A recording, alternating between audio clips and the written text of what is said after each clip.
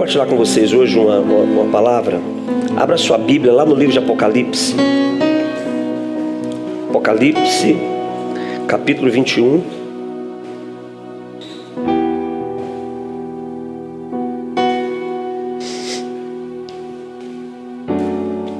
Apocalipse capítulo 21.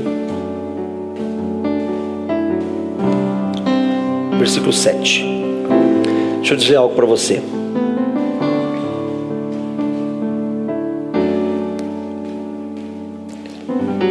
Eu tenho falado muito ultimamente sobre... Aliás, eu acho que tem muitos anos nós estamos falando sobre isso. Sobre maturidade da nossa fé. Eu penso que toda ministração nossa, toda palavra nossa, tudo que nós compartilhamos aqui aos domingos, à noite, nas reuniões, nas células, no encontro, onde quer que seja, nós temos falado muito sobre maturar a nossa fé. Termos nesse ambiente da nossa fé um nível maior, mais alto. Porque é isso, Billy, tem que crescer. Tudo que nós fazemos, e aliás, isso é uma necessidade do ser humano. Tudo que o ser humano faz, ele tem a necessidade de evoluir. Então, se você abre um negócio, se você abre a sua empresa, você quer que seu negócio cresça, sim ou não? Se você trabalha, arruma um emprego, você quer crescer nesse emprego, quer ganhar mais, quer ocupar uma função com mais destaque. Isso é natural, isso não está errado, isso é necessidade do ser humano.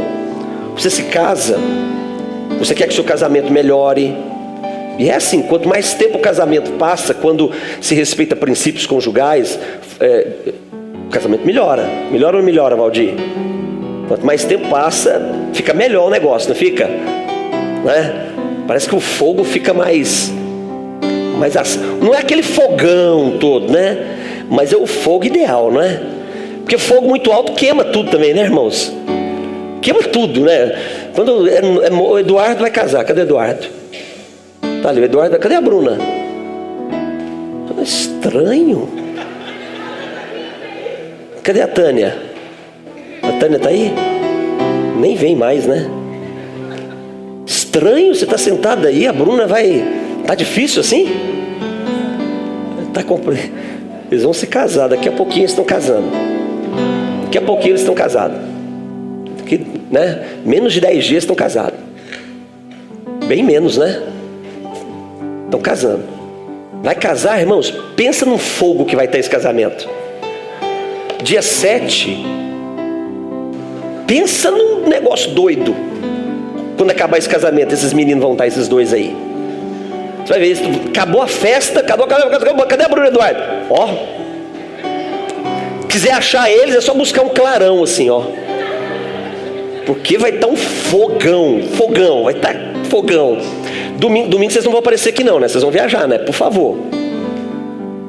Mas mesmo depois que eles voltarem de viagem, o primeiro culto que eles voltar, dá uma olhadinha pro rostinho deles quando eles voltarem para vocês verem. Pensa nos meninos alegres que vão estar. Vão estar rindo à toa eles. Vão rindo facinho. O Mike e a Clarina também.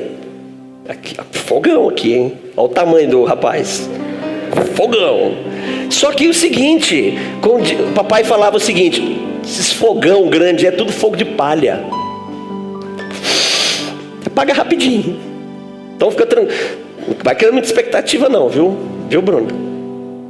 Fica tranquilo se tudo der errado. Mas o tempo vai passando, irmãos. Sabe o que acontece? Aperfeiçoa. Não é mais aquele fogão todo, né, Valdir? Às vezes dá só umas faísquinhas, né? Mas as faísquinhas arrebentam, não arrebenta, Valdir? É assim, irmãos. Aí ele está achando bom, ó. Não é aquele fogão todo, mas é maturidade. A vida conjugal, marido e mulher, quanto mais eles convivem, quanto mais eles entendem a cumplicidade um com o outro, e que não dá para desligar mais eles se aperfeiçoam. Aí os valores se aperfeiçoam. Maturidade conjugal é muito importante. O respeito aumenta. O respeito aumenta. Isso faz do casamento melhor. Isso aperfeiçoa o casamento. Quanto mais tempo... Então, maturidade significa aperfeiçoamento. Maturidade significa você viver os melhores momentos. Então, quanto mais o tempo passa, mais você tem a oportunidade de viver os melhores momentos. Maturidade é isso. Te dá a capacidade de você viver os melhores momentos. Quando nós falamos de maturidade cristã, do que nós estamos falando? De você viver os melhores momentos da sua fé. Então, quanto mais maduro você fica em relação à sua fé, melhores são os momentos que você vive. Melhor você se comporta diante das adversidades. Quanto mais você amadurece na sua fé, mais você resiste às tribulações. Você interpreta as tribulações de uma forma diferente. Falamos sobre isso no domingo passado. Você começa a perceber que as tribulações, elas não estão acontecendo para destruir você. Elas estão acontecendo, por quê? Porque elas têm que acontecer. Elas têm que acontecer. É um erro dizer que Deus está... Não, Deus não está mandando... Não, as tribulações acontecem porque elas têm que acontecer. Só que quando você caminha por essa trilha de amadurecimento, de maturidade de fé, as tribulações que têm que acontecer, você começa a compreender que elas não estão acontecendo para destruir você, mas elas estão acontecendo para aperfeiçoar você. Você começa a perceber isso. Elas acontecem para melhorar você. Ontem eu conversava com o pastor Jairo. Muitos aqui conhecem o pastor Jairo. Nós estávamos ministrando lá esse final de semana um seminário de paternidade lá na igreja do pastor Jairo. Foi bênção demais. E ele estava compartilhando com ele um irmão que morreu. Poxa, esse irmão era um irmão que sempre me recebia quando eu vou lá. Quando eu ia para lá, era esse irmão que sempre me recebia, me pegava, me levava para o hotel, cuidava de mim. E esse irmão morreu, problema cardíaco, um infarto fulminante. Eu falei, poxa, mas como? Ele falou, pastor, mas ele já tinha problemas. Eu falei, como? Ele já tinha um problema cardíaco e ele tinha que ter operado, ele tinha que ter feito uma cirurgia. André, ele não fez a cirurgia. Ele não fez a cirurgia e morreu. Ou seja, ele não fez a cirurgia por quê? Porque ele tinha medo. Ele tinha medo da cirurgia, não sabia se ia dar certo. Então, aquele ambiente da cirurgia intimidou ele. As tribulações, quando você olha para um problema que você está vivendo, uma circunstância ruim que você está vivendo, uma dificuldade familiar, uma dificuldade com os teus filhos, um problema financeiro, uma crise emocional que talvez você possa estar vivendo agora, qual é a tendência nossa? Nos intimidar, não é isso? Isso nos amedronta. E quando nós somos intimidados pelo medo, o que nós fazemos? Nós deixamos de nos mover para resolver essa situação. Nós recuamos, porque nós fomos intimidados. Medo intimida. Todas as vezes que você recua, você perde a oportunidade de se aperfeiçoar. Todas as vezes que você não faz o que deve ser feito, você perde a chance de aprender.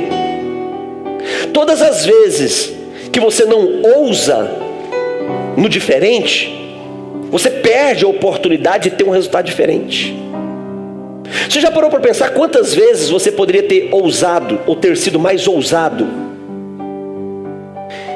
Você já parou para pensar que às vezes que você foi ousado, isso te deu resultados que transformaram a história da sua vida? Então nós amadurecemos diante das circunstâncias que nos intimidam, que nos amedrontam. Que tudo que é novo assusta, tudo que é diferente assusta, porque você não conhece, você não sabe o que tem à frente. Você tem a vontade de fazer e a dúvida de como vai ser. Então, entre a vontade e a dúvida de como vai ser, nós paralisamos, não avançamos. Por isso que tribulações, lutas, circunstâncias são terríveis na nossa vida. Porque elas começam a nos ferir emocionalmente, começam a nos marcar emocionalmente, começam a nos definir emocionalmente. E quando começa a nos definir emocionalmente, começa a construir uma forma de agirmos, ou seja, começa a definir como fazemos os nossos comportamentos. Quantas pessoas você conhece, e talvez você seja uma dessas pessoas, que elas estão desejando algumas coisas há anos, elas estão vivendo os mesmos problemas há anos, vivendo os mesmos limites há anos, falando das mesmas dificuldades há anos. E por que elas estão repetindo isso durante anos? Porque em algum momento da vida dessa pessoa, a circunstância, a tribulação, a experiência, enfim, o trauma, construiu nela um sentimento que intimidou ela, e ela resolveu não ser ousada no que deveria ser. Ou seja, ela resolveu não colocar o pé sobre as águas.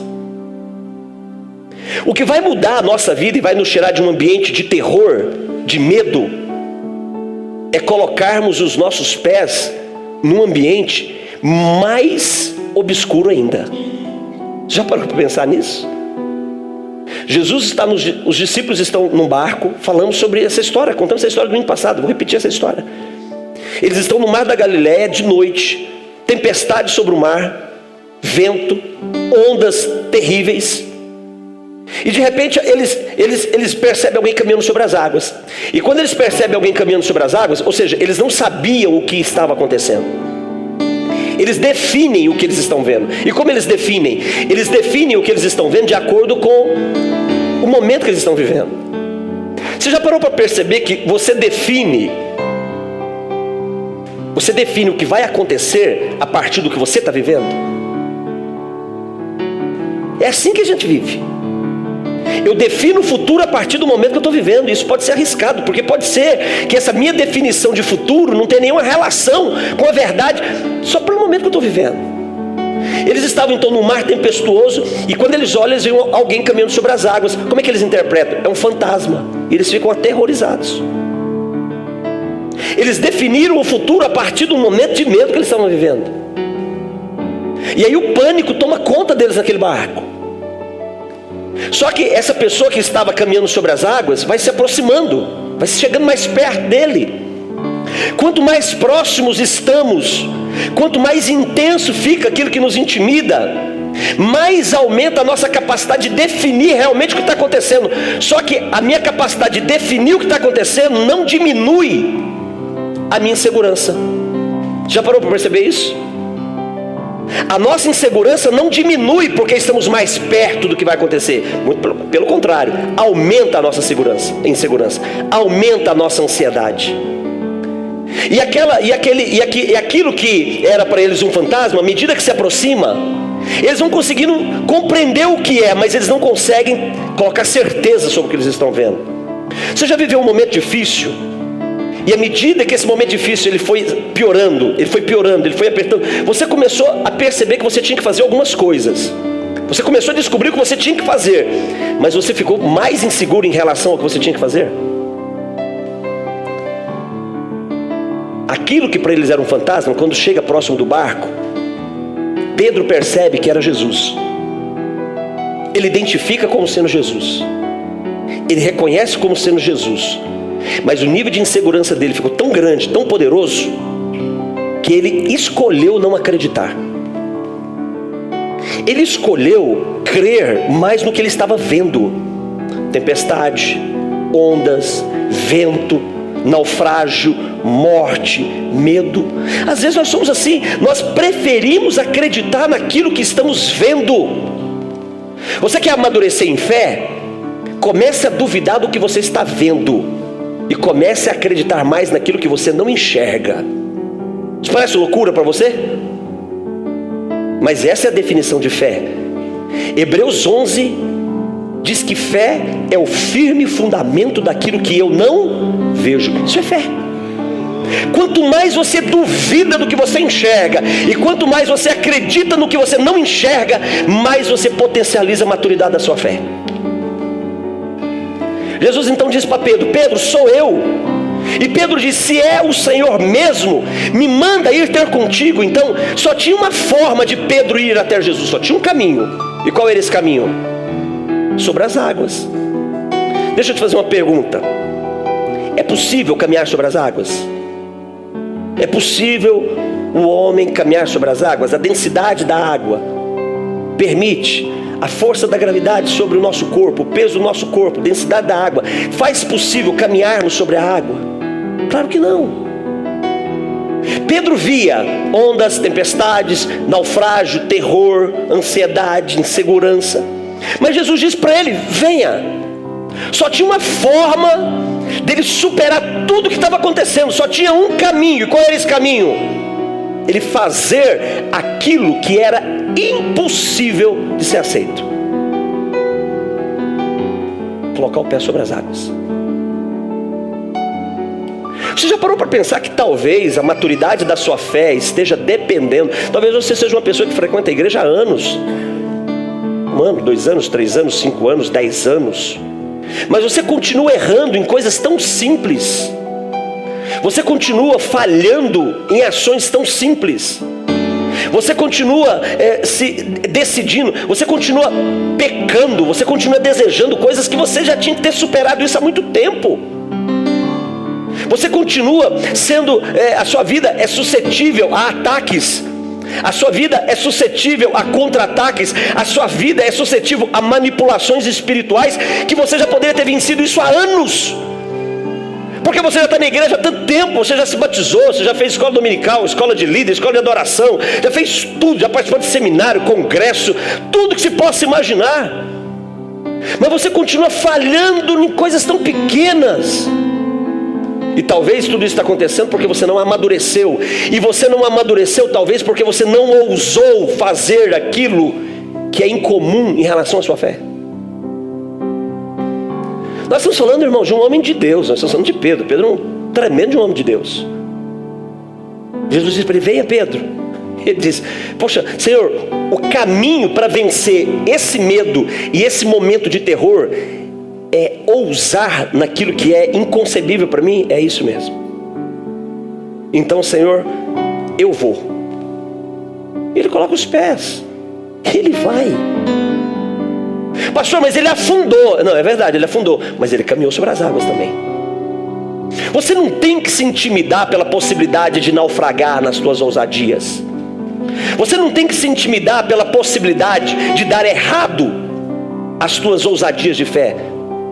Porque pode ser que essa ousadia de fé te dê a construção de uma experiência que você possa usar cada vez mais. E essa oportunidade de usar cada vez mais pode ser que te coloque no nível maior do que os outros. Possa ser que te dê a oportunidade maior que a dos outros. E possa ser que te dê a capacidade de conhecer e saber o que vai acontecer mais do que os outros. Maturidade da fé.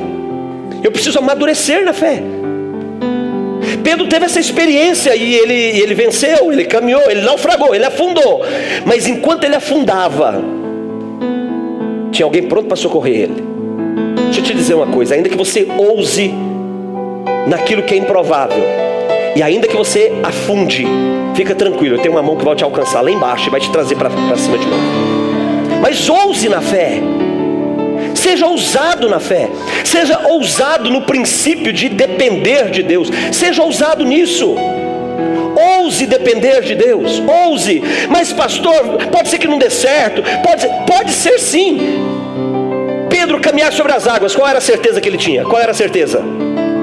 Qual era a única certeza que ele tinha e que as pessoas tinham? De que ele iria afundar. E aconteceu? Ele afundou, sim ou não? Sim ou não? Afundou, mas antes de afundar ele caminhou sobre as águas. Ele afundou, sim ou não? Afundou. Mas ele pereceu? Ou alguém o socorreu? Quer amadurecer em fé? Ouse na sua fé. Ainda que você afunde, você vai ter experiências poderosas com Ele. Ainda que você afunde, Ele vai ser o braço forte que vai te tirar desse profundo abismo e vai te trazer de volta. Ouse. Por que existem pessoas que não amadurecem? Porque elas não ousam. Quem não ousa não amadurece em fé. Então nós sempre insistimos nisso. Amadureça na sua fé. Transforme os teus comportamentos. Quem tem o poder da decisão? Sou eu que tenho o poder da decisão. Deixa eu te dizer uma coisa: as trevas não têm poder de decisão sobre você. Não tem. O diabo não tem poder de decisão sobre você. Os demônios não têm poder de decisão sobre você. Você tem todo o poder de decisão. Todo o poder. Tem um homem nas escrituras que compreendia isso de uma forma muito poderosa. E esse homem dizia o seguinte: o mal que eu não quero viver e fazer habita dentro de mim. O bem que eu quero fazer, esse eu não posso fazer. Esse homem que conhecia todos os limites da vida dele e as fraquezas da vida dele, Um homem que tinha uma oração na boca dele e viveu toda a sua vida sem ter a resposta de Deus para essa oração da vida dele. Porque esse homem conta na sua história que ele tinha um problema, ele tinha algo que afligia ele, e ele coloca uma forma, ele tem uma forma de explicar isso que intimidava ele. Sabe como é que ele explica? Ele diz o seguinte: eu tenho um espinho na minha carne. É uma metáfora, uma figura de linguagem. Era a forma que Paulo tinha de dizer para as pessoas: eu estou sofrendo muito, tem algo na minha vida que me faz sofrer muito. Você tem algo na sua vida que te faz sofrer muito? Fica tranquilo, isso faz parte da vida de homens e mulheres de Deus. Isso faz parte de homens e mulheres comuns. E Paulo diz: eu tenho algo que me faz sofrer muito. E eu orei a Deus, eu roguei a Deus dizendo: Senhor, tira isso que está me fazendo sofrer muito, Senhor. E Deus me disse: eu não vou tirar. Mas Senhor, se o Senhor não tira isso de mim, eu fico fraco. E Ele diz: é você fraco, é em você fraco que o meu poder se aperfeiçoa todos os dias. É nesse seu momento de fraqueza e de fragilidade humana que a minha graça te alcança e te constrói no homem de Deus que eu quero que você seja. Porque é nesse seu momento e nessa sua história de debilidades, de limitações, que o meu poder te aperfeiçoa dia após dia. Você não está percebendo, mas eu estou vendo quem você está se tornando todos os dias. Você já parou para pensar que é simplesmente eu ousar depender dele? Isso é maturidade de fé. Homens e mulheres que vivem milagres incessantemente podem ser homens e mulheres que não amadurecem na sua fé. Mas homens e mulheres que estão sendo constantemente provados como que pelo fogo, são homens e mulheres com oportunidades incríveis de crescer na sua maturidade de fé. Sabe como as Escrituras definem o nosso aperfeiçoamento? Pelo fogo. As Escrituras dizem o seguinte: que o fogo ele vem para provar a qualidade, o valor. Então, se o fogo vem sobre a madeira, o que o fogo faz com a madeira? O que o fogo faz com a madeira? Consome tudo. Quando o fogo vem sobre a palha, o que faz com a palha? Consome tudo. Mas e quando o fogo vem sobre o ouro? O que o fogo faz com o ouro? Refina o ouro, purifica o ouro. Você é ouro nas mãos do Senhor. Você é ouro, eu sou ouro.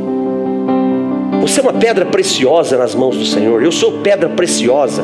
E quando o fogo dele vem, refina, purifica. O nosso desafio não é não estar na ação do fogo. É compreender que mesmo debaixo da intensidade desse fogo, Ele está comigo. Ele está comigo. Então isso é maturidade de fé. Nós amadurecemos a nossa fé assim, irmãos. A gente fica raladinho. Mas vamos crescendo, Maico. Experiências desse tipo, Maico, elas vão desfazendo as nossas imaturidades, as nossas criancices, as meninices. O apóstolo Paulo diz assim: quando eu era menino, eu falava como menino e agia como menino. Quando nós somos infantes na nossa fé, nós agimos em relação à nossa fé como criança, como meninos. Acreditamos como meninos, duvidamos como meninos. É assim que acontece. E quando você amadurece, aí você começa a agir em fé como quem amadurece. São estes os que permanecem. O livro de Hebreus, que fala sobre o capítulo 11 de Hebreus, o assunto de Hebreus 11 é muito forte no assunto de fé. E lá tem uma galeria de homens e mulheres de fé. Sabe os nomes dos homens e das mulheres que estão nesse livro? São homens e mulheres que foram aperfeiçoados como que pelo fogo. E olha que coisa linda. O Espírito Santo que habita na nossa vida, e que em João 14 e em João 16 diz que é Ele quem nos convence do pecado, da justiça e do juízo, que diz que é Ele quem nos ensina todas as coisas e nos fará lembrar de todas as coisas. O Espírito Santo, ele é representado por qual figura? Qual a mais poderosa figura que representa o Espírito Santo? Lá em Atos 2, qual foi a figura que ele escolheu se apresentar para os apóstolos e os discípulos que estavam naquele cenáculo, como dizendo, ó, eu cheguei e estou sobre vocês? Qual foi a figura que ele usou? Fogo. É uma coisa linda. Ele usou a figura que representa aquilo que nos capacita. Está dizendo, é fogo, eu venho com fogo. Porque o mesmo fogo que consome é o mesmo fogo que fortalece. O mesmo fogo que purifica é o mesmo fogo que santifica. O mesmo fogo que te intimida e você pensa que não será possível é o mesmo fogo que vai dizer para você, tudo é possível aquele que crê. Isso é maturidade da nossa fé. Agora, irmãos, vem comigo. Por que tudo isso? Por que eu preciso passar por esse processo de maturidade na fé? Por que eu preciso crescer na estrutura de maturidade da minha fé? Por que é necessário que eu saia de um nível e vá para outro nível? Por que é necessário que eu coloque o meu pé naquilo que é inadmissível? Por que é necessário eu tomar atitudes que são absurdas, assim, em relação àquilo que é lógico, que é óbvio? Por que é necessário isso? Por quê? Por que Deus exige isso de nós? Por que Deus quer que você seja provado? Ou melhor, por que Deus permite você ser provado? Por que Deus permite você ser atribulado? Por que Deus permite você estar num ambiente de tentações? Por que Ele permite? Por que Ele permite você viver algumas situações que você não consegue no momento entender que aquilo pode ser bom? Por que Ele permite? Não é uma boa pergunta? Porque talvez Ele esteja querendo construir em nós, e porque talvez essa seja a vontade dEle, de construir em nós uma identidade que vai nos dar o que a nossa fé espera. Já parou para pensar nisso? Você não pode depender da sua fé só para salvar o seu casamento. Você não pode. Você não pode usar a sua fé só para salvar o seu casamento. Você não pode, o pastor Hélio não pode usar a fé dele, a pastora Cida não pode usar a fé dela só para curar a enfermidade do pastor Hélio. Não pode. E nem precisou. Eu não posso usar a minha fé só para resolver um problema financeiro meu. Eu não posso usar a minha fé só para abrir uma porta de emprego. Eu não posso usar a minha fé só para curar alguns traumas emocionais, de experiências que eu vivi no passado. Eu não posso usar isso. Pastor, e por que eu não posso? Porque se você usar a sua fé para estas coisas, para essas respostas, para ter essas respostas, você vai estar usando algo muito poderoso para te dar respostas muito pequenas. Deixa eu fazer uma pergunta. Você gosta de pagar por algo o que esse algo não vale? Você gosta de pagar por algo o que esse algo não vale? Por exemplo, o Michael e a Clariana são fotógrafos. Tem um estúdio, tem uma empresa que trabalha com fotografia, com filmagem e tal. Aí vocês precisam comprar uma câmera fotográfica. Essa câmera que está aí, quanto que vale essa câmera com essa lente? Me dá um número aí. R$2.500. Tá bom, eu quero 10 mil. Não, eu quero te vender essa por 10 mil. Você se sente confortável de pagar 10 mil em algo que não vale? De pegar o seu dinheiro que vale e colocar em algo que a qualidade, que o valor não é competente ao que você está colocando o seu dinheiro? Você se sente confortável nisso? Você coloca o seu dinheiro, tá bom, vamos tirar o dinheiro. Você coloca o seu tempo, você investe o seu tempo em algo que o investimento do seu tempo, o valor não corresponde. E por que nós estamos investindo o poder da nossa fé em coisas tão simples? Pastor, o senhor está dizendo que ser curado de um câncer é simples? É simples. Para ele, é simples. O senhor está dizendo, pastor, que restaurar um casamento que está destruído, arrebentado, isso é simples. Pastor, o senhor está dizendo que se eu tenho algo impossível na minha vida, eu estou dizendo que é simples, porque está escrito: aquilo que é impossível para os homens é plenamente possível para Deus. Para Deus é possível. Então, colocar toda a minha fé naquilo que para Deus é possível. É possível, não há esforço dele para isso. Pastor, então no que eu tenho que investir minha fé? Eu tenho que amadurecer em fé para quê? Para você construir, para você se deixar ser construído dentro de uma identidade, que é isso que Deus quer para você. Deixa eu fazer uma pergunta. Você já parou para pensar por que Ele quis te salvar? Parou para pensar, Billy? Por que Ele quer te salvar? Por que Ele quer perdoar o teu pecado? Você acredita que Ele perdoa o teu pecado, Billy? Por que você acha que Ele perdoa? Vou perdoar o pecado do Billy para ele ficar feliz. Aí os anjos falam, Senhor, mas por que você vai perdoar o pecado do Billy? Não, porque eu quero ver ele feliz. Você acha que faz sentido isso? Deus resolveu ter um momento de alegria, de êxtase celestial. Não, eu vou perdoar o pecado dos pecadores para mim ficar em êxtase de alegria. Você já parou para pensar por que Ele enviou o filho dele para morrer na cruz por você? Por que Ele enviou? Ele enviou o filho dele para morrer na cruz para perdoar o meu pecado. Ok, e por que Ele perdoou o seu pecado? Porque o mesmo motivo pelo qual Ele perdoou o teu pecado é o mesmo motivo pelo qual Ele enviou o filho dele. Sim ou não? O mesmo motivo pelo qual Ele perdoou o teu pecado é o mesmo motivo pelo qual Ele enviou o filho dele, permitiu que o único filho dele morresse na cruz, fosse humilhado, envergonhado, agredido. É o mesmo motivo. Por que Cristo morreu na cruz por mim e por você? Ele morreu para perdoar o meu pecado e para me salvar. Ok. Mas Ele te salvou para quê? Por que Ele quer te salvar? Deixa eu te dizer uma coisa. Não para a expectativa da tua fé no perdão dos teus pecados e na salvação da tua alma, não. Porque se você parar a expectativa da tua fé no perdão dos teus pecados e na salvação da tua alma, você vai deixar de viver aquilo que o olho não viu, o que o ouvido não escutou e o que o coração do homem jamais percebeu que poderia experimentar. Porque a nossa fé não pode terminar no perdão dos nossos pecados nem na salvação da nossa alma, porque tem mais. Cristo não veio e não morreu na cruz por mim e por você só para perdoar o meu pecado e salvar a tua alma. Perdoar o meu pecado e salvar a tua alma é parte de um propósito. Parte de um propósito. Íris, Ele morreu na cruz por você, Íris, para perdoar o teu pecado. Mas perdoar o teu pecado, Íris, é parte de um propósito. Só parte.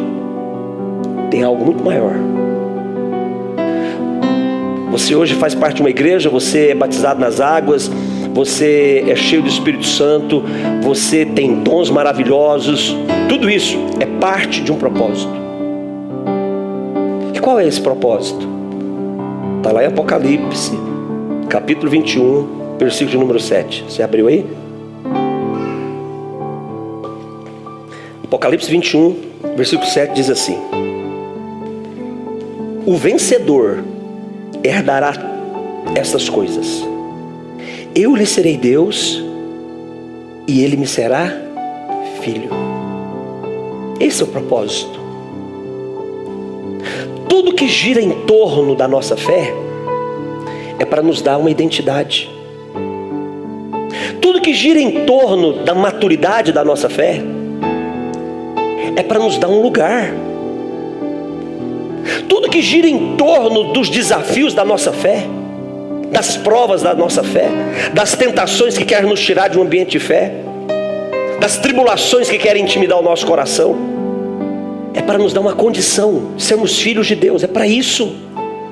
Sabe por que você tem que amadurecer em fé? Não é para você ser um grande servo de Deus, não.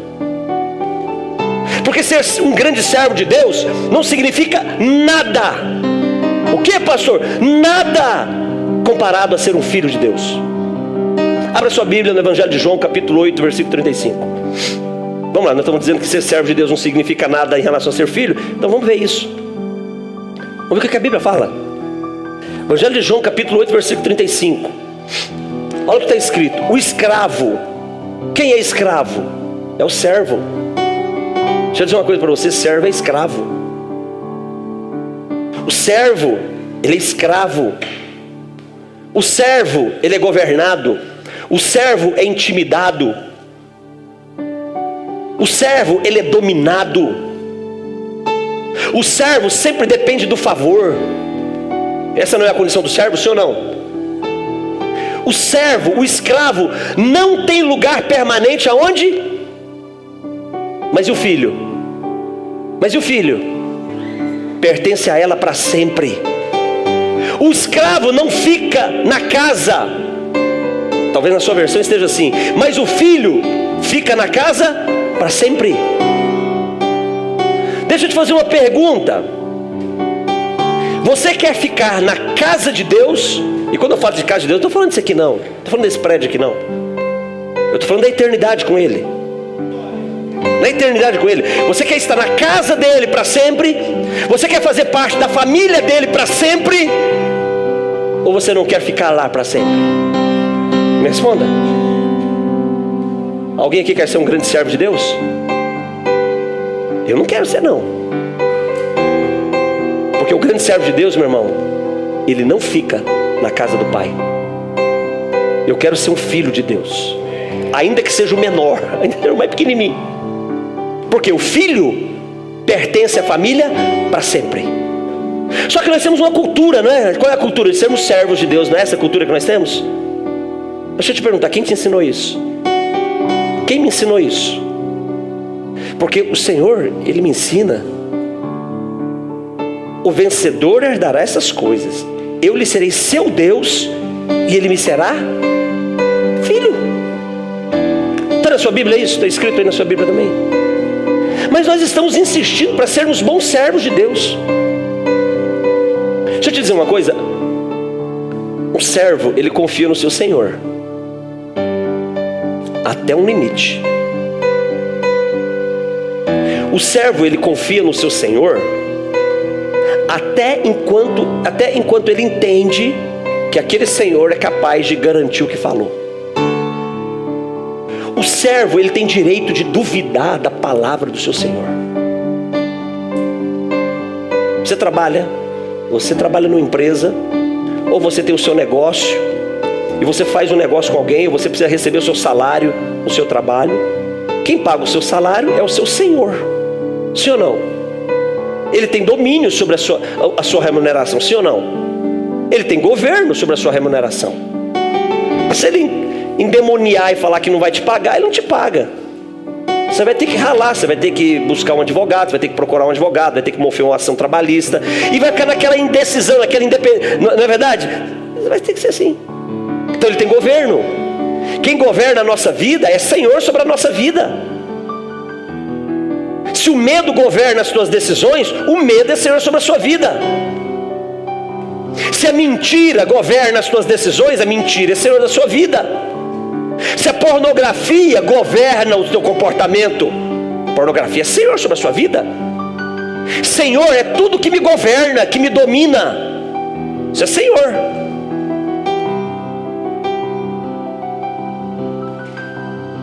Servo é governado, é dominado, é intimidado, é ameaçado. Quando a mentira te governa e você faz o que ela pede, ela te intimida, sim ou não? Você não fica com medo que descubram a sua mentira? Isso é intimidação ou não é? O camarada trai a esposa dele. Ele está intimidado, porque ele tem medo que descubra. Quem rouba está intimidado, porque tem medo que descubra. Quem é servo é intimidado. Pastor, mas a Bíblia diz que Deus é Senhor. Ele é Senhor. Ele é Rei. Ele é o Todo-Poderoso. Só que tem algo que Ele é muito mais do que tudo isso. Tem algo que Ele quer ser mais do que tudo isso. Ele quer ser meu Pai e teu Pai. Pai não intimida filho. Pai se relaciona com seu filho. Não é assim? Pai não governa filho. Pai dá direção, dá destino, dá futuro para o seu filho. É assim que funciona? Existem muitas pessoas que não estão amadurecendo na sua fé porque eles não entenderam que tem uma condição de Deus para a sua vida, que tem uma condição de uma vontade de Deus para a sua própria vida, e o Senhor quer que você viva essa condição, e o Senhor quer que você chegue nessa condição. Apocalipse 21:7, Ele quer ser pai.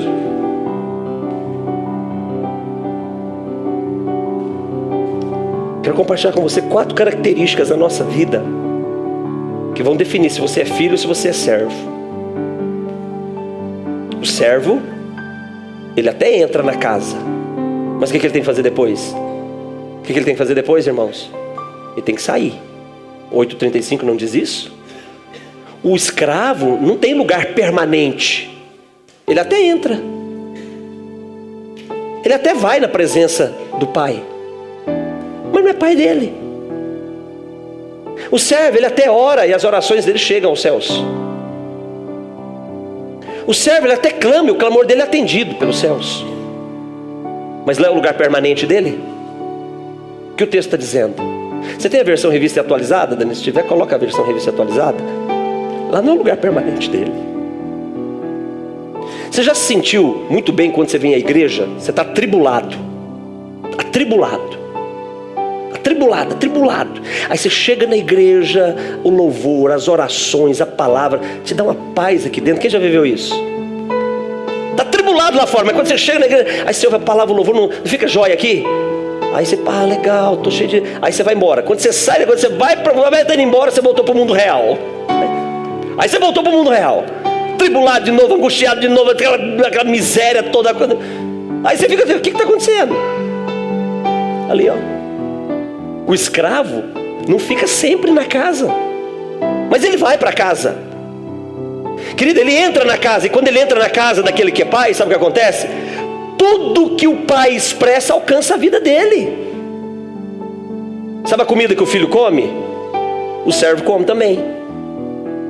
Sabe a luz que está iluminando a casa e que traz direção para o filho? Também é luz que ilumina a vida do servo.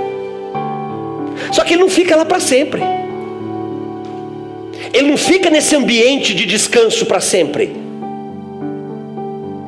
Você já viveu alguns momentos, você percebeu que secou tudo aqui dentro de você aqui? Parece que está seco.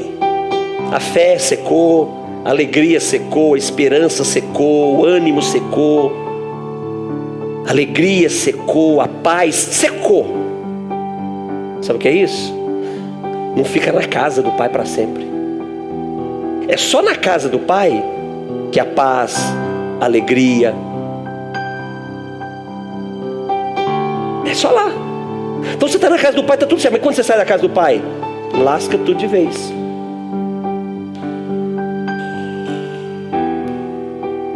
Primeira característica de um servo. E sabe por que ele não fica na casa do pai para sempre? Primeira característica é porque o servo é independente. Essa é a primeira característica. O servo, ele é independente. Todas as vezes que nós decidimos pela independência, a gente se lasca. Porque ser independente é característica de servo. E o que é ser independente? É fazer o que você quer. É fazer do jeito que você quer. Quando você quer. Com quem você quer. Independência é fazer do seu jeito. Não importa se estão dizendo que é certo ou errado. Certo ou errado não interessa. Interessa o que eu quero. Interessa o que eu estou sentindo. Já viu esse negócio? Estou sentindo. Eu estou sentindo de fazer isso. Oi. Ontem eu estava sentindo de nem levantar da cama para ministrar ontem de manhã. O estômago estava doendo, estava cansado, cheio de sono. Sabe o que eu estava sentindo? Estava sentindo de ficar dormindo. Não, quero ir não. Estou sentindo aqui de não ir. Que doida é essa? Independência. Está aqui. Então o filho, o servo, ele é independente. Ele faz o que ele quer. Enquanto você fizer o que você quer, você fortalece a sua condição de servo. Enquanto você fizer o que você quer, o que você acha, o que você pensa, não, porque eu sou assim. Aqui não tem gente assim não. Mas nas igrejas que eu vou aí está cheio de gente assim. Não, porque eu fiz assim minha vida inteira. É o que eu sinto, é o que eu creio. Peraí. Você tem que definir qual é o parâmetro das suas escolhas. O servo, ele quer fazer o que ele quer, ele é independente. Ele não presta conta para ninguém, ele não presta relatório para ninguém, ele não depende de ninguém. Não, eu sou independente. Cuidado. Quanto mais independente você for, mais vulnerável você está. Quanto mais independente você for, mais suscetível a erros você está. Sabe o que as Escrituras dizem? As Escrituras dizem que na multidão dos conselheiros há vitória. É na multidão dos conselheiros que há vitória. Sabe o que é um conselheiro? É alguém que eu dependo dele. Conselheiro é alguém que você diz: eu dependo da sua palavra, eu dependo da sua orientação, eu dependo de você. Isso é um conselheiro. As Escrituras dizem, pastor Elias, a palavra de Deus diz que é na multidão do conselheiro que eu tenho vitória. É na multidão do conselheiro, Cida, que tem sabedoria. Ou seja, eu não sou independente, não. Eu tenho que ser dependente e de muita gente. Quanto mais eu depender de mais gente, mais vitória eu vou ter. Agora o servo, ele é independente, ele não quer depender de ninguém. Porque o servo, ele se acha autossuficiente. O servo o servo é o famoso: glória a mim, louvado seja eu. Não tem nada errado com a vida dele. Está tudo certo, ele sabe tudo. Essa é a característica de servo. E o filho? O filho, ele não é... Não, antes. Aí. O filho, ele é dependente, mas ele é autônomo. Ele depende, mas ele tem autonomia. Ou seja, ele pode fazer, ele não precisa ficar pedindo. Mas ele depende. Mas ele tem autonomia. Por quê? Porque a maturidade da fé dele deu autonomia para ele. A maturidade da fé dele deu o direito dele fazer sem ficar pedindo permissão. Porque a maturidade da fé dele está dizendo: não, ele pode fazer sem pedir permissão, porque ele vai acertar. Ele vai fazer de acordo com a vontade do pai dele. Ele vai fazer, pode deixar. Mas isso não quer dizer que ele se desligou, não. Ele depende do pai. Irmãos, é bom demais ter pai. Essa semana aconteceu algo, eu compartilhei lá na Baixada. Agora em novembro eu tenho que ir para o Japão, nós temos um treinamento lá. Eu falei aqui na igreja também sobre isso? Falei não, né? Porque aí eu tenho que ir para o Japão lá, dar um treinamento. Só que eu estava naquela, gente, eu vou para o Japão, não vou para o Japão, porque a Coreia do Norte está fazendo aquelas bagunças lá, né? E o Trump está querendo jogar umas bombas neles lá. O Trump já disse que vai exterminar a Coreia do Norte. Aí a Coreia do Norte diz: não, já declarou guerra com a gente, tá aquela muvuca toda. Eu falei: meu Deus, eu vou para o Japão. Aí um desses dois faz uma bobagem aí, o primeiro foguete que vai é para cima de mim lá, ué. Mas não é? Tá lá o Japão. O primeiro país que a Coreia do Norte vai bombardear, os primeiros países é a Coreia do Sul e o Japão. Olha eu lá, Cida. Tô lá ministrando, de repente foguetinho veio, lascou-se. Falei: e agora, o que eu faço? Eu fiquei com o coração que ansioso. E aí?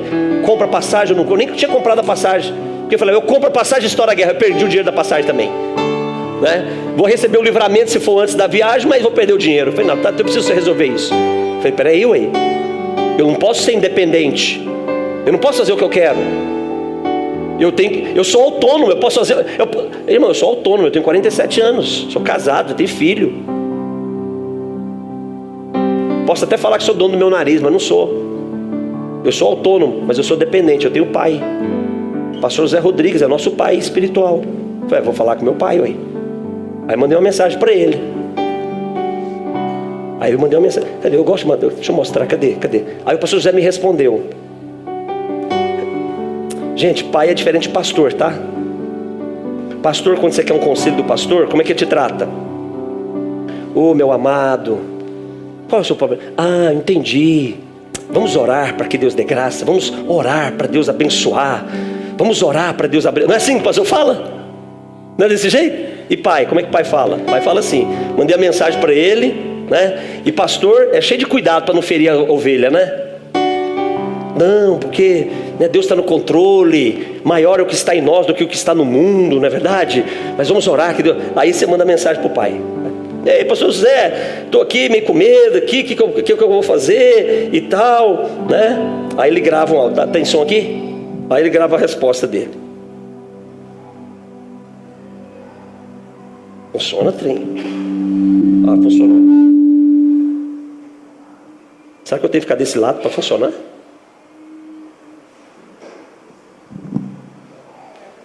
Ló, tá saindo não, hein? Espera aí. Vamos lá. Olha só o inimigo, gente. Não, ó, tá rodando aquilo, ó. Do cara lá da Coreia do Norte. Peraí, pastor José, peraí. Mesmo? Ô Clodoaldo, eu não creio nas fanfarronices do cara lá da Coreia do Norte, entendeu? Ele está ganhando, ele está fazendo uma boa pontuação internacional, ele está encantado com isso, entendeu? E ele não tem condição do que você está pensando, não. Lá tem escudo, protetor, tem armada lá dos Estados Unidos, tem muita coisa lá, tem marinha, tem avião, tem... Então, na minha opinião, se houver uma guerra, ela não vai começar assim, não, entendeu? Eu não creio. Então, eu não vejo, eu não teria nenhuma dificuldade de ir, né? Eu não, né? Mas a decisão final é sua. Eu não vejo esse perigo tão iminente como você está vendo, não, tá? Um abraço e boa viagem. Vocês entenderam, né? Ele diz assim, ó: a decisão é sua, você faz o que você quer, mas boa viagem. Então pronto, então vamos, né? Gente, é bom demais ter pai, não é? Filho, ele é autônomo, mas ele... Tranquilo, ó, tô tranquilo, até a Gigiana tá mais tranquila agora. Até porque se der alguma coisa errada eu tenho que impor a culpa, né, gente? Então tem diferença entre servos e pai, servo e filho. O filho, irmãos, ele vai depender. Deixa eu dizer uma coisa, você sabe qual é a garantia que o filho tem? De que ele vai ser contrariado, sim ou não? Isso é a garantia do filho. E a garantia do servo? Não, que ele tem alguém sobre ele que sempre vai tentar fazer o que ele quer, é ou não é? E o filho vai ser contrariado. Vem cá, você tem filho? Quantos tem filhos aqui? Você que tem filho, você diz mais sim ou diz mais não pro seu filho? O que você fala, mais sim ou não pro seu filho? O pai e a mãe que fala mais sim pro filho, vai ter que buscar ele na biqueira depois. O pai e a mãe que fala mais sim pro filho, vai ter que gastar o joelho para tirar ele do mundo do crime depois. Ou não é assim? Sabe por que pai fala muito não pro filho? Porque o pai está pensando no destino, no futuro do filho. O não de um pai e de uma mãe hoje é para construir o destino e o futuro do filho. Quem aqui é filho? Todo mundo é filho aqui, né? Ninguém simplesmente, puf, apareceu, né? Você ouviu mais sim ou mais não dos seus pais? Toda vez que você ouviu não, construiu um valor para você no futuro? Pensa nisso. Então o filho, ele é dependente. E o servo? Servo é independente. Quando você olha para a sua vida, você vê dependência ou você vê independência sua em relação a Deus? Pensa nisso. Segunda característica que define servos e filhos é a obediência. Gente, servo é obediente. Servo, você diz o seguinte: pastor Léo, por favor, para de tocar agora. Aí ele para. Aí ele está pensando, por que ele pediu para parar de tocar? Chamou minha atenção na frente de todo mundo. Para tocar, ajudei. Gente, servo é obediente. Ele faz o que manda, mas ele questiona. Servo, ele obedece duvidando. Ele obedece questionando. Ele obedece querendo saber o porquê. Ele obedece querendo saber por que a opinião dele não vale. Ele obedece querendo saber por que fizeram isso. É servo, coração de servo. Por que fez isso comigo? Na frente de todo mundo? Me envergonhou na frente de todo mundo? Deixa eu te dizer uma coisa. O pai, abra sua Bíblia, Isaías 53. Abra sua Bíblia. O servo, ele quer explicação. Por que está fazendo isso comigo? Por que está me humilhando assim? Por que está me fazendo passar por tudo isso? O servo é assim. O servo, ele quer saber o seguinte: por que você está sendo duro comigo? Por que você não me respeita? Isso é coisa de servo. E o filho? O filho não tem isso não. Olha o que o pai fez com o filho. Isaías 53, versículo 9. Olha o que está escrito. Isso aqui é o pai. Quem é esse pai aqui? Esse pai de Isaías 53, 9 é o Senhor Deus Todo-Poderoso. E quem é o filho aqui? É Jesus. Olha o que o pai, olha o que está escrito. Designaram-lhe a sepultura com os perversos. A sepultura de Jesus foi colocada no meio de quem? Dos perversos. Mas com o rico ele esteve na sua morte, posto que nunca fez injustiça e nem dolo algum se achou na sua boca. Então o homem justo, o homem que nunca fez injustiça, o homem que não tinha maldade na boca dele, foi colocado entre os perversos. Próximo versículo, versículo 10. Agora olha o que diz o versículo 10. Versículo 10. Pula o 10 aí. Todavia ao Senhor. Quem que é o Senhor? Quem é o Senhor, irmãos? É o Pai. Todavia ao Pai, ao Senhor, agradou moê-lo. Ou qual foi a satisfação do Pai com o filho? Moê-lo, fazendo enfermar na sua carne. Sabe qual foi o prazer do Pai em relação a Jesus? Moê-lo. Você se lembra dos 39 açoites que Jesus recebeu 2 vezes? Jesus foi açoitado por 2 guardas romanos, especialistas em açoites. Os guardas romanos, do tempo de Jesus, eles eram especialistas. A especialidade deles, a expertise deles era açoitar pessoas. E o açoite romano era 40 açoites menos 1. Por que 40 açoites menos 1? Porque não podia exceder os 40. E para garantir que não errava a conta, eles davam só 39. Que bonzinho eles, né? Só dou 39. Só que não era só um guarda romano açoitando, eram 2 guardas romanos açoitando. 39 para um e 39 para o outro. O açoite romano, um açoite romano tinha na ponta pedaços e bolas de ferro. O outro açoite romano, do outro guarda romano, tinha na sua ponta pedaços de ossos de carneiro. Era assim que era feito os açoites romanos. Jesus foi açoitado 39 vezes por um soldado romano que tinha na ponta do seu açoite bolas de ferro, e 39 açoites por um soldado romano que tinha na sua ponta pedaços de osso de carneiro. Sabe quem teve prazer em fazer isso? O pai dele teve prazer em fazer isso. Você já parou para pensar como é que o coração de servo é miserável? Por que está fazendo isso comigo? Está me humilhando? Está me envergonhando na frente. Deixa eu dizer, nós vemos a imagem de Jesus nos filmes, não é? Jesus seminu, sim ou não? Ele só com um pedaço de pano enrolado na sua, não é? Isso não existiu não, tá? Jesus foi crucificado 100% nu. 100% nu. Sabe quem se agradou de fazer isso? O Pai.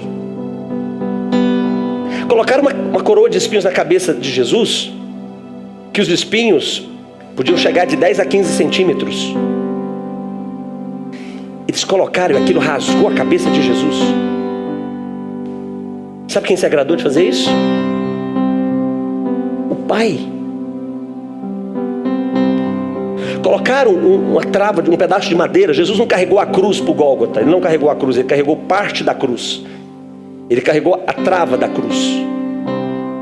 Ele carregou pelas ruas de Jerusalém aquela madeira sobre os seus lombos, que alguns momentos antes foram cortados e dilacerados pelos açoites de Roma. E sabe quem se agradou disso? Foi o Pai.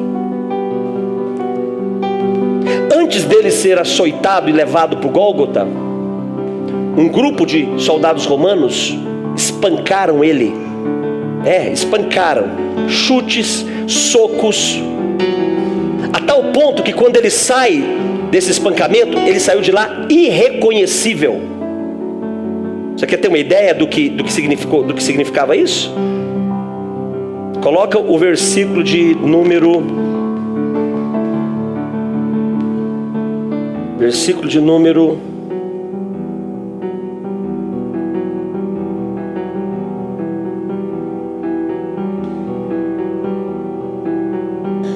3 de Isaías 53. Você quer saber como é que Jesus saiu dessa reunião com os soldados romanos? Está ali. Ele era o desprezado, o mais rejeitado entre os homens, homem de dor, que sabe o que é padecer, e como um de quem os homens escondem o seu rosto, ele era desprezado e dele não fizemos caso. Jesus saiu tão deformado desse espancamento, que esse é o relato da profecia a respeito de Jesus. Agora volta lá para o versículo que nós estamos lendo. Sabe quem se agradou de fazer isso? O Pai. Ele estava crucificado naquela cruz e soldados romanos jogando sorte para ver quem ficava com as roupas dele. E sabe quem estava se agradando de fazer isso? O Pai. E o Pai não fez nada para interferir nesse processo. O Pai não fez nada. Só que tem um detalhe, irmãos. Mais importante do que o Pai não fazer nada, sabe o que é? É Ele não querer que nada fosse feito. Você já parou para pensar nisso? Porque nós estamos falando que o Pai fez tudo isso. Você está ficando meio chocado com o Pai ter permitido isso? Não, deixa eu dizer uma coisa. Jesus queria que o Pai não fizesse nada. Jesus queria que o Pai não fizesse nada. Coloca o versículo 7 de Isaías 53. Está lá. Jesus queria que o Pai não fizesse nada. Jesus queria que o Pai continuasse permitindo. Ele foi oprimido, foi humilhado, mas Ele não abriu a sua boca. Como o cordeiro foi levado ao matadouro, e como ovelha muda perante os seus tosqueadores, Ele não abriu a sua boca. O que Ele disse? Nada. O Pai, volta para o Pai lá. O Pai agradou. E o Filho? O Filho concordou. Sabe por quê? Porque o prazer do Filho é satisfazer o coração do que o seu Pai quer. Mas pastor, que satisfação é essa? Como é que alguém pode se satisfazer com tanto sofrimento, com tanta dor, com tanta vergonha, com tanta humilhação, com tanta injustiça? Como é que alguém pode se satisfazer? Você quer saber o motivo? Coloca o versículo de número, está no 10. Todavia o Senhor agradou Moê-lo, fazendo enfermar. Por que o Pai se agradou disso? E por que Jesus concordou? Porque quando Ele der a sua alma como oferta pelo pecado, pecado de quem? Levanta as suas duas mãos aos céus. Fica com a sua mão levantada.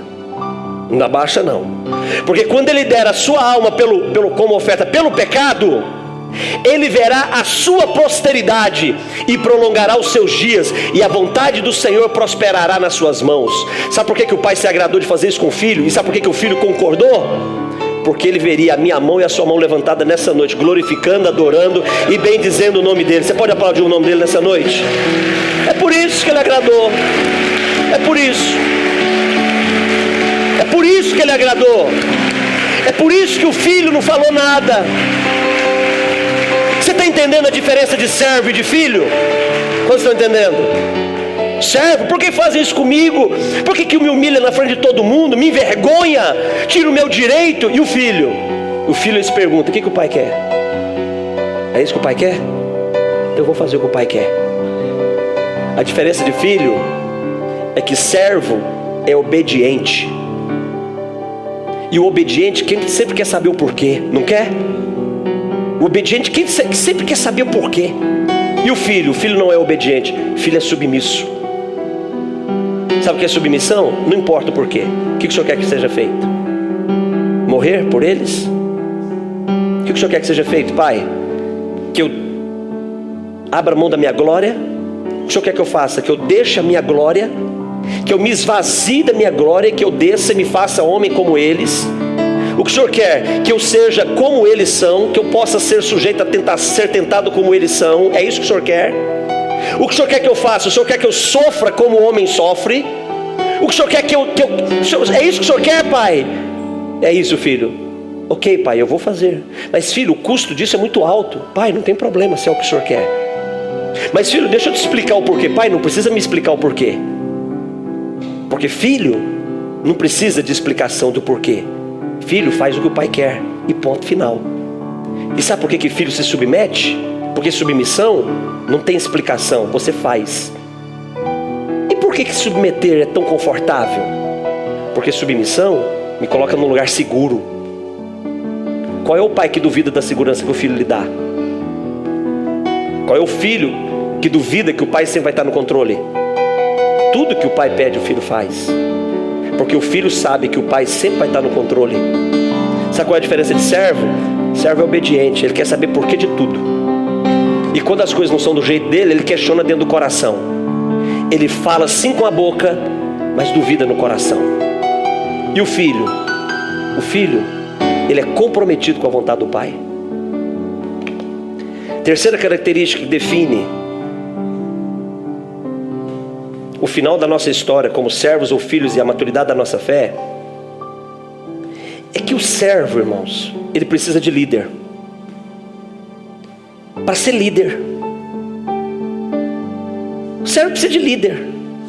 Não, é o meu líder. Eu vi esses dias até no grupo do WhatsApp da igreja uma expressão assim, meu líder, alguma coisa assim. Deixa eu dizer, não faz mais não. Faz mais não. Servo precisa de líder sobre si.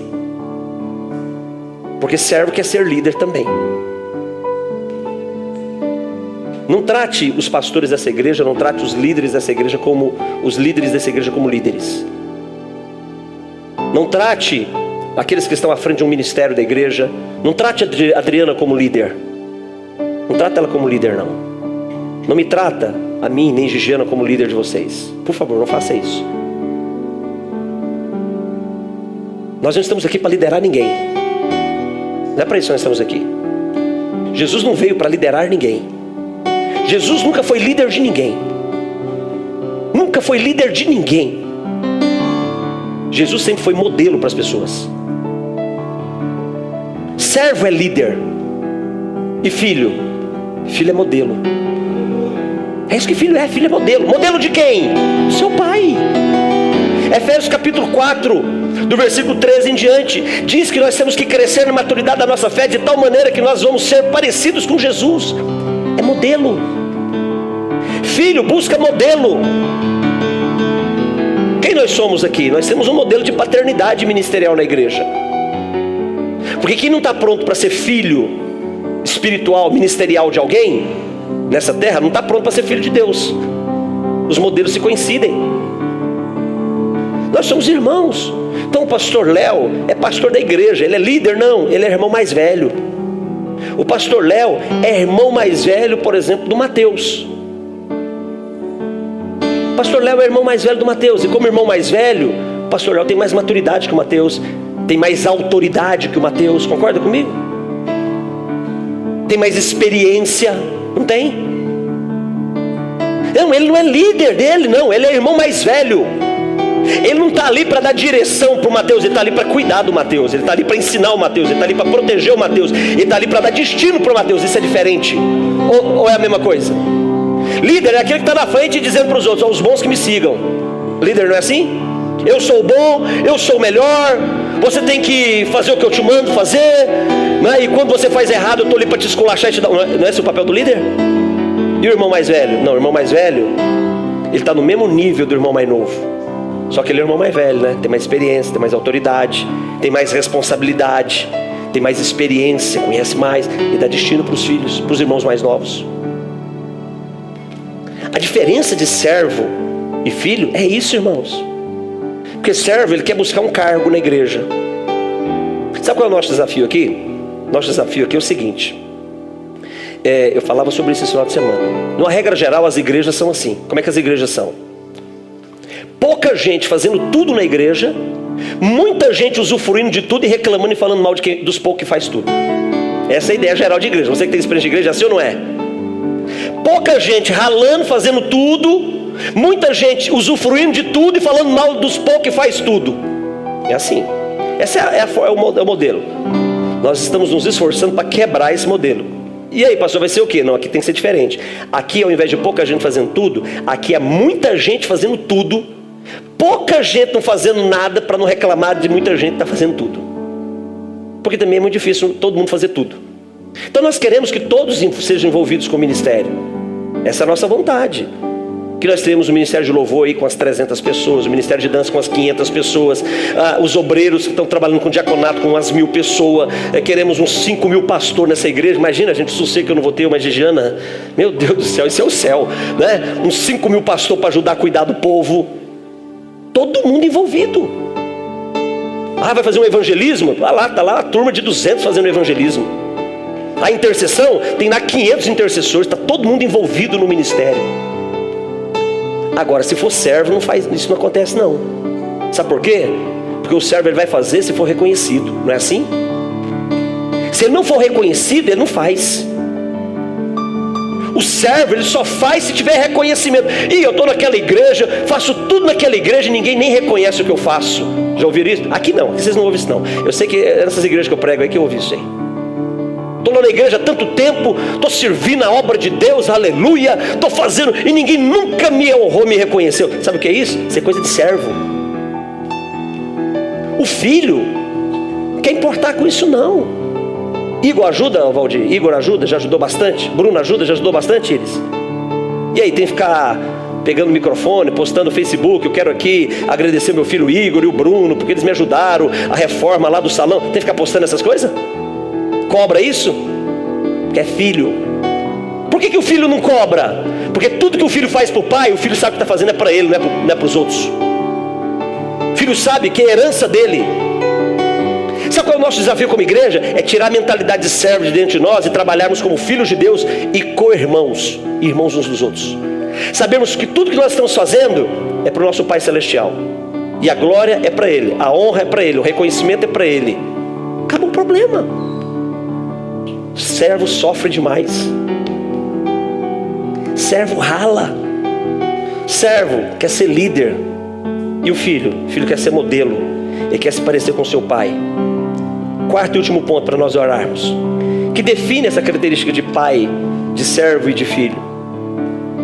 Irmãos, servo é grato. Você conhece alguém grato? Sabe o que eu e Gigiana nós ouvimos como pastor? O que a gente mais ouve como pastor? É um negócio meio louco, é um negócio meio assim de bipolaridade das pessoas. As pessoas chegam assim e falam assim: pastor, preciso conversar com o senhor. Antigamente o coração meu de Gigiana até gelava. Quando alguém ligava pra gente, eu falava assim: pastor, precisamos falar com o senhor. Quando alguém falava isso, dava um negócio aqui dentro de mim, assim, a espinha, tudo, eu ficava todo doente. Pois não, pastor, nós viemos aqui falar para o senhor o seguinte, para vocês, que nós amamos vocês, vocês são uma bênção, tudo que eu sei de Deus na minha vida foi vocês que me deram, sou grato eternamente por tudo que vocês fizeram por nós. Pastor, o senhor sempre vai ser o meu pastor, mas eu estou saindo da igreja, tá? Eu estou indo para outra igreja. Eu falei: não entendi mais nada. Entendi mais nada. Ele me ama, é grato, sou tudo na vida dessa pessoa, você é sempre o pastor dele, e está indo embora. Faz sentido isso? Não faz. Quando é servo. Porque o servo, ele é grato, ele tem gratidão por tudo que ele recebeu. Então ele tem que chegar, tem que agradecer, né? Olha, gente, eu sou grato a vocês por todas as fotos que vocês tiraram, as coberturas, entende? Que vocês fizeram aí. Sabe, Mike, você veio aqui, doou o seu trabalho, você clareou na cobertura da conferência. Mas o negócio é o seguinte agora, eu preciso tirar umas fotos aí, eu vou contratar outros fotógrafos e vou pagar para eles fazer, tá? Mas eu amo vocês, de coração, ó.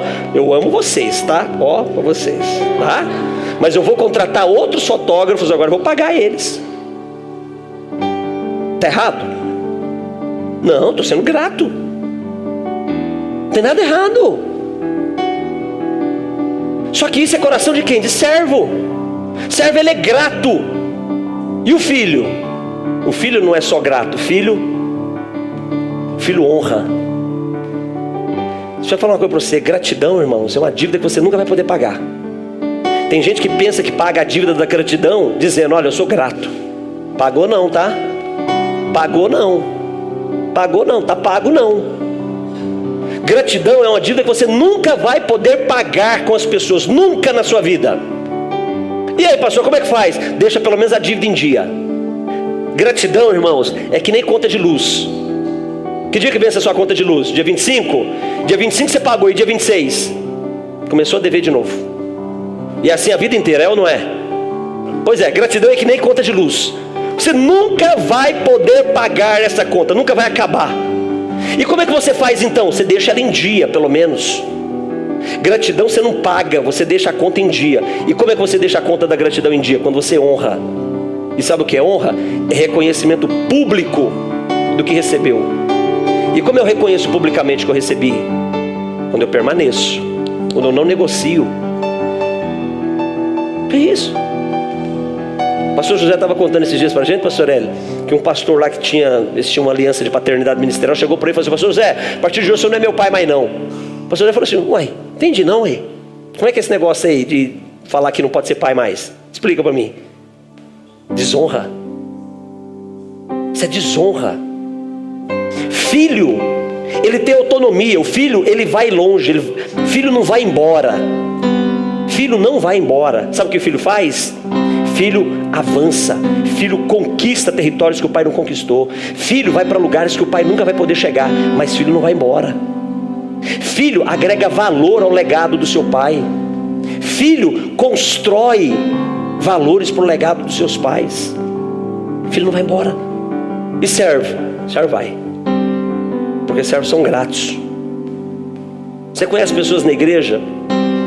Há uns acho que um mês atrás, eu vi umas postagens no Facebook de... Sabe aquela... Facebook tem um negócio bom, né? Quando completa 1 ano, 2 anos, 5 anos de um evento legal assim que você postou, ele vem lá e te traz a lembrança, não traz? Você já tinha lá uma lembrança lá de um negócio que aconteceu uns 4, 5 anos atrás. Aí uma pessoa postou mais ou menos assim: puxa vida, como foi importante. Ai, eu nunca me esqueço, como eu gostaria de viver de novo. E onde está essa pessoa? Foi embora. Servo, grato. E quem é filho? Permanece. Ele olha para a lembrança, mas ele percebe que a lembrança conecta ele com o presente dele. Ele olha para a lembrança, sente gratidão e ele diz: glória a Deus, porque eu estou honrando a gratidão. Eu permaneço ligado a tudo que eu vivi. Eu tenho motivo para isso. Eu não quebrei a aliança. Eu não rompi a aliança. Eu continuo ligado. Você é filho. Filho honra. Deixa eu fazer uma pergunta para vocês. Vamos ficar de pés. Vamos ficar de pés. Você se lembra como nós começamos a nossa conversa hoje? Você se lembra? Maturidade da nossa... Gente, vocês estão aqui ainda? Maturidade. Às vezes eu fico meio amedrontado. Eu fico falando umas coisas, eu tenho a impressão que todo mundo foi embora. Ou vocês estão pensando, tentando compreender o negócio aí? Então tá bom. Se vocês estão meio em crise, então eu estou conseguindo o que eu queria. Vamos lá. Nós começamos a nossa conversa como? Amadurecer a nossa fé. Maturidade não me dá o melhor lugar? Coloca 8,35 ali, João. Maturidade não me dá os melhores resultados? Maturidade não me dá as melhores experiências? Maturidade não constrói valor? Sim ou não? Concorda comigo? Maturidade constrói valor? Maturidade não fala de constância? Olha o versículo 35 de João 8. O escravo, que é o servo, não fica sempre. Ele vai, volta, vai, a coisa. Mas e o filho, irmãos? Sabe o que é ser filho? Ser filho é o cumprimento do propósito de Deus para a nossa vida, através de Cristo, seu Filho. Construir maturidade na nossa fé de tal maneira que fundamenta a nossa identidade. Fundamenta a nossa identidade. Existem algumas pessoas que saíram da nossa igreja, e eu vou dizer uma coisa, irmãos: eles não estão errados, não. Eles não estão errados. Quer dizer, os que saíram uns tempo atrás. Sabe por que não estão errados, querida? Porque nós fomos líderes deles. Nós, querida, nós dois somos só pastores deles. Pastor, sabe quem pastor tem? Pastor tem servo. É o líder do louvor, é o líder da dança, é o líder da diaconia, é o líder da escola. É isso que pastor faz. Pastor levanta liderança. E aí chega uma hora que aquele que está sendo liderado, ele quer mais, ele não tem. Aí ele tem que buscar onde vai ter. Ele está numa casa que às vezes está bom, aí depois ele sai. Nós temos que gerar filhos. Sabe por que tem muita confusão? Gente, vem cá, aqui entre a gente aqui, ó. Só entre a gente, ó. Aqui entre nós. Se tem um lugar que tem confusão, é a igreja, sim ou não? Aqui não, gente, aqui é bênção demais. Mas essas igrejas que eu vou, pelo amor de Deus, aqui não tem isso. Aqui não tem gente falando mal um do outro. Aqui não, aqui ninguém fala mal do outro aqui não, né? Você acha que fala, Carol, aqui? Aqui não, aqui não acontece isso. aqui não tem gente disputando, não tem, aqui não tem não, mas nas igrejas que eu vou tem. Gente, igreja é uma confusão lascada. Sabe por quê? Porque é um servo querendo ser um servo melhor que o outro. É um servo querendo dar uma bolada nas costas do outro. Gente, sabe o que eu já ouvi de pastor? Aqui entre a gente. Eu já ouvi uma vez um pastor vir conversar comigo e queria que eu orasse por ele, ajudasse. Um pastor, falando de um pastor. Ele era pastor auxiliar de uma igreja. Ele estava orando para o pastor presidente da igreja morrer, para ele assumir o lugar do pastor. Vocês acham engraçado? Não, é terrível isso aí. Sabe o que é servo? Porque servo compete. Servo não quer perder, servo não quer ajudar. Servo é cada um no seu quadrado. Deixa eu te fazer uma pergunta, é de Deus esse negócio, gente? Sim ou não? Por que a gente quer ser servo? Agora, e quando é filho? Se somos filhos, o que nós somos entre nós? O que nós somos? Irmãos, aí acabou o negócio. A gente pode até ter diferença, porque se tem um negócio também que dá confusão é família, né? Não, falei. Se tem um negócio que dá encrenca é igreja, se tem um outro negócio que dá mais problema que igreja é família, sim ou não? Família é briga, é irmão saindo na mão com outro irmão, e aquela coisa maluca, é o irmão usando a roupa do outro sem pedir, e aí dá aquela... Aqui não, eu sei que vocês não acontece isso não, você vai nos outros lugares aí. É aquela bagunça. Só que tem um detalhe, é irmão. No final, tem que sentar na mesa e tem que comer junto. Sim ou não? No final, você sabe que tem uma dívida sua quando você tem um problema com seu irmão, você tem que ir lá resolver essa dívida, tem ou não tem? Porque isso dói em você. Às vezes tem um orgulhozinho aqui e tal, aquela dureza de coração, mas você sabe que o que você quer é resolver esse problema, é ou não é? Mas sabe onde se constrói esses valores? Quando a gente deixa de ser servo. Aí a igreja vai continuar tendo aqueles problemas de igreja, aqueles problemas. Só que não vai ser mais problema de servo com servo, vai ser problema de irmão com irmão. Aí é bênção. Porque quando o problema é de irmão com irmão, aí resolve. Agora, quando é problema de servo com servo, um quer matar o outro. Quando é irmão com irmão, sofre enquanto não resolve. Que Jesus nos faça filhos. Que Jesus nos ensine a sermos filhos. Porque se aprendermos a ser filhos, o que vai acontecer? O que vai acontecer? Porque talvez você precisa mudar. Se aprendermos a sermos filhos, nós vamos aprender a sermos irmãos. Pensa que bênção. Pastor, então fala para nós, como é que faz para ser filho? Simples. Fácil não, é simples. Nem tudo que é fácil é simples. Nem tudo que é simples é fácil. Não é você que... eu quero ser filho. Não é você que faz isso. Quem faz isso? Lembra quando nós começamos a nossa reunião? É o Espírito Santo quem nos faz isso. É Ele. Abra sua Bíblia para nós encerrarmos no Evangelho de João, capítulo 1. Evangelho de João, capítulo 1.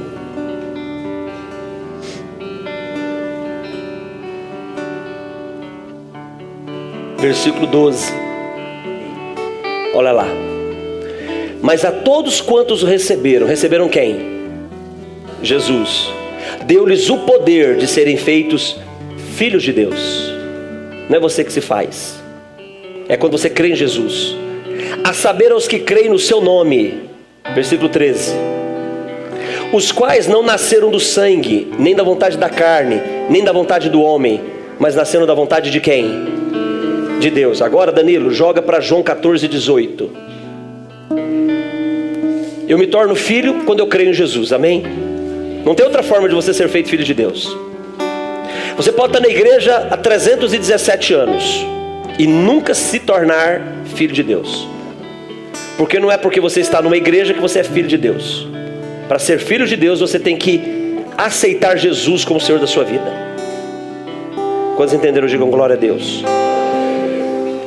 Só que talvez você diga, mas pastor, mas Jesus não está aqui, como é que esse processo se constrói? João 14:18. Olha o que Jesus disse, isso aqui é uma fala de Jesus. Eu não vos deixarei. Não vos deixarei.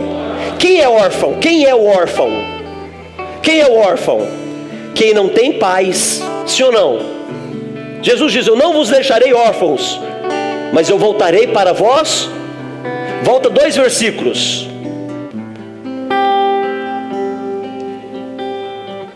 eu rogarei ao Pai, e Ele vos dará outro Consolador, a fim de que esteja para sempre convosco. Como é que Ele não nos deixa órfãos? Quando Ele nos dá o Espírito Santo. Você está entendendo quanto o Espírito Santo é importante? Você quer aprender a ser filho? Você tem que fluir nele. Só que se você não aceitar Jesus como seu Senhor e seu Salvador, você nunca vai ser filho. E aí você vai ser servo a vida inteira, e vai ralar, e vai sofrer, e vai morrer, porque você é servo. Feche os teus olhos por um instante. Eu quero orar nessa noite por você que está aqui hoje e você quer ser filho de Deus. E você aprendeu hoje que você não é feito filho de Deus pela vontade da sua carne, que você não é feito filho de Deus porque você quer, mas você é feito filho de Deus quando você reconhece que Jesus Cristo é teu Senhor e teu Salvador. E eu quero orar de uma forma específica, especial por você hoje, que está aqui, que nos ouviu hoje, que veio para esse lugar, porque Jesus te trouxe para esse lugar. Por você que hoje quer ser um filho de Deus,